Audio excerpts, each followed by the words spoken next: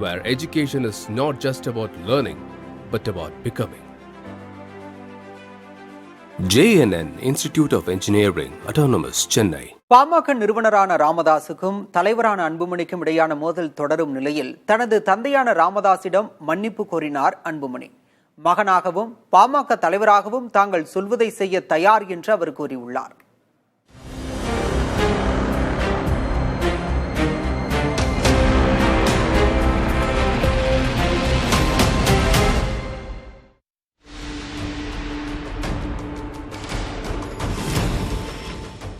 பாமகவில் தந்தைக்கும் மகனுக்குமான மோதல் போக்கு இப்போதும் எதிரொலித்தது. தைலாபுரத்தில் ராமதாசும் திருவள்ளூரில் அன்புமணி ராமதாசும் தனித்தனியாக நிர்வாகிகளுடன் ஆலோசனை நடத்தினர். திருவள்ளூரை அடுத்த மணவாள நகரில் திருவள்ளூர் ஒருங்கிணைந்த பாமக சார்பில் நடைபெற்ற பொதுக்குழு கூட்டத்தில் பேசிய அன்புமணி தனது தந்தையிடம் மன்னிப்பு கேட்பதாக தெரிவித்தார். மருத்துவர் ஐயா அவர்கள் என் மீது ஏதாவது கோபம் இருந்தால், ஐயா அவர்களே, தயவு செய்து என்னை மன்னித்துக் கொள்ளுங்கள்.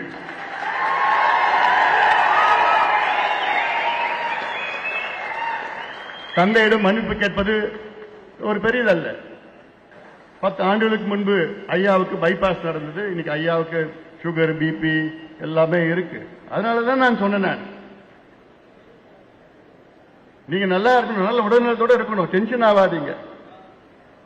நீங்க சொல்லுங்க, என்னென்ன செய்யணும்னு சொல்லுங்க. ஒரு மகனாக, கட்சியின் தலைவராக அப்படியே டக்கு டக்கு டக்கு சொல்லிட்டு செய்யலாம், சுலபமா செஞ்சுட்டு போலாம். ஐயா அவர்களே, வருத்தப்படாதீங்கள், கவலைப்படாதீங்கள், கோவப்படாதீங்கள்.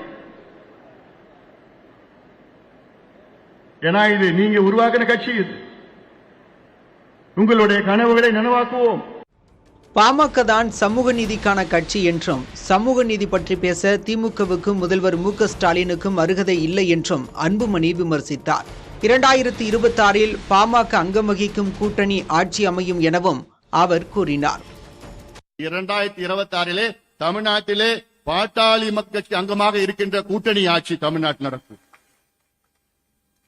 ஏன்னா பாட்டாளி மக்கள் கட்சி இவங்க ஆட்சிக்கு வர்றதற்கோ அல்லது அவங்க ஆட்சி வர்றதற்கோ நம்ம கட்சியை தொடங்கல. நம்மளும் ஆளணும், நம்மளும் ஆளணும். நம்ம அங்கே இருந்தால்தான், அங்கமாக இருந்தால்தான் நமக்கு சமூக நீதியை நிலைநாட்ட முடியும்.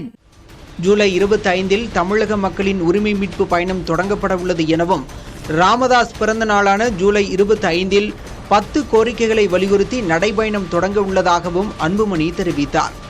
இதற்கிடையே தைலாபுரம் இல்லத்தில் நிறுவனர் ராமதாஸால் புதிதாக அறிவிக்கப்பட்ட மாவட்ட செயலாளர்கள், மாவட்ட தலைவர்கள் கூட்டம் ராமதாஸ் தலைமையில் நடைபெற்றது. பின்னர் பேசிய வன்னியர் சங்க தலைவர் பூதா அருள்மொழி, அன்புமணி மன்னிப்பு கேட்டது வரவேற்கத்தக்கது என்றார். மன்னிப்பு கேட்கிறேன்னு வார்த்தை வரவேற்க வேண்டிய ஒன்று, நாங்கள்லாம் வரவேற்கிறோம். நேராக அவர்கிட்ட பேசிட்டு போவோம்.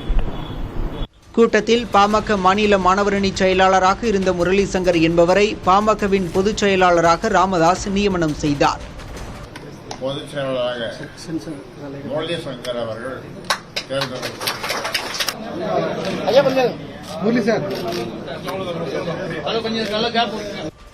ஏற்கனவே பொதுச் செயலாளராக இருந்த வடிவேல் ராவணன் அன்புமணி ராமதாஸ் பக்கம் சென்ற நிலையில் புதிய பொதுச் செயலாளராக முரளி சங்கரை ராமதாஸ் நியமித்துள்ளார். புதிய தலைமுறைக்காக செய்தியாளர்கள் எழில் மற்றும் Kamaraj. Where education is not just about learning, but about becoming. JNN Institute of Engineering, Autonomous, Chennai.